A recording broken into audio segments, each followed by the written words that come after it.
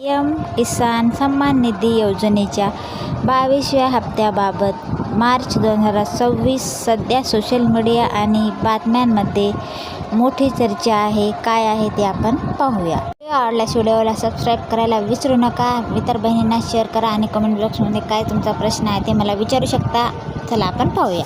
सध्याच्या अधिकृत माहितीनुसार हप्त्याची तारीख अद्याप सरकारने फिक्स निश्चित केलेली नाही. मात्र गेल्या 7 वर्षातील पॅटर्न आणि ताज्या बातम्यांनुसार मी तुम्हाला खालीलप्रमाणे माहिती देणार आहे.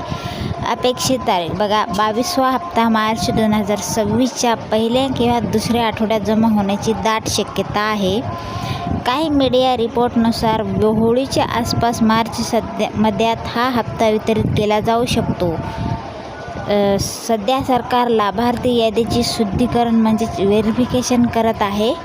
अपात्र शेतकऱ्यांची नावे यादीतून कमी केली जात असल्यामुळे या प्रक्रियेला थोडा वेळ लागत आहे. मागील 21वा किस्त 19 नोव्हेंबर 2025 रोजी जमा झाली होती, तर 19वी किस्त 24 फेब्रुवारी 2025 रोजी झाली होती.